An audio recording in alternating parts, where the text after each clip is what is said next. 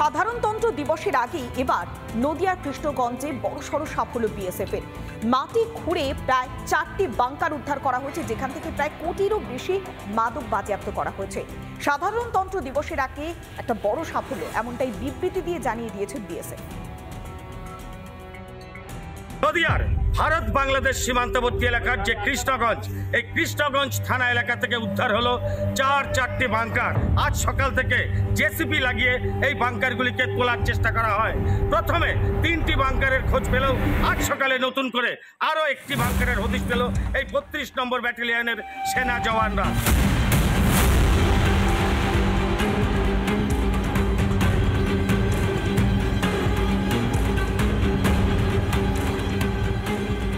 সাধারণতন্ত্র দিবসের আগে নদিয়ার সীমান্তবর্তী এলাকায় বাংকার উদ্ধারে বাড়ছে রহস্য।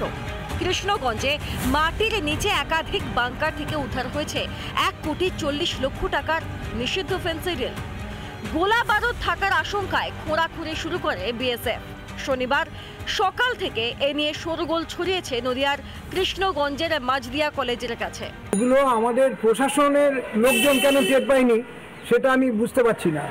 স্থানীয় পঞ্চায়েতের ভূমিকাটাও বা কীরকম আছে সেটাও আমার মনে সন্দেহ যাচ্ছে। সকলের মধ্যেই একটা উদ্বেগ কাজ করছে যে এই ধরনের ঘটনা যদি সীমান্ত এলাকায় ঘটে চলে তাহলে আগামী দিনে তো একটা ভয়ঙ্কর পরিস্থিতির মুখোমুখি আমরা হব। এলাকা ঘিরে রেখেছে বিএসএফ। জেসিবি দিয়ে মাটি থেকে তোলা হচ্ছে বাংকার। 2 জোড়া বাংকারের হদিশ মিলতেই তুঙ্গে রাজনৈতিক তরজা। চোরা কারবারিরা সীমান্তের প্রহর আর দুর্বলতা নিয়ে তারা নিজেদের মতন করে সুড়ঙ্গ তৈরির কাজ করছে। আগামী দিনে বাংলাদেশের সঙ্গে ভারতের সীমান্তেও সেই সুড়ঙ্গ পাওয়া যাবে, তারই ছোটখাটো নমুনা দেখতে পাচ্ছেন। জায়গাটা রাজ্য পুলিশের দায়িত্ব নয়, ওই যে জায়গাটা বিএসএফ এর কমান্ড জোনের মধ্যে, সেখানে রাজ্য পুলিশ যেতেও পারে না। সুতরাং এইটাকে বিএসএফকে আরো কঠিনভাবে দেখতে হবে যাতে এরকম ইললিগাল বাংকার না হয়। সত্যিকারে যদি বাংকার থেকে থাকে এটা ভারতবর্ষের আমাদের নিরাপত্তা ব্যবস্থার পক্ষে অত্যন্ত গুরুত্বপূর্ণ হয়ে যাবে। তাই এটা দেখা সেন্ট্রাল গভর্নমেন্টের উচিত। রাজ্য প্রশাসনের ব্যর্থতা। যে জায়গা থেকে বাংকার উদ্ধার হচ্ছে সেখান থেকে 5 কিলোমিটারের ভেতরে থানা, এখানে আছে ডিআইবি সেক্টর এবং রাজ্য পুলিশের ইন্টেলিজেন্স বিভাগ। তারা কেউ জানতে পারল না। শুধুই মাদক পাচার নাকি মাদকের আড়ালে নাশকতার ছক, বাংকারের মাধ্যমে কি অনুপ্রবেশের ছক? নদিয়ার কৃষ্ণগঞ্জ থেকে ভিডিও জার্নালিস্ট অঞ্জন শুক্লের সঙ্গে পলাশকান্তি মণ্ডল, রিপাবলিক বাংলা, নদিয়া।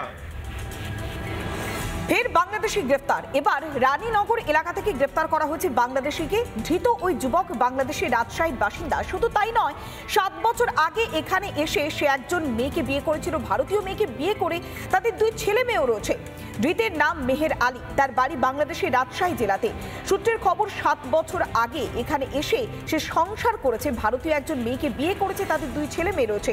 ইতিমধ্যে আধার কার্ড, খাদ্য সুরক্ষার কার্ডও বানিয়ে ফেলেছিল সে। গোপন খবরের ভিত্তিতে শ্বশুর বাড়ি থেকে পুলিশ বাংলাদেশের মেহের আলীকে গ্রেফতার করে।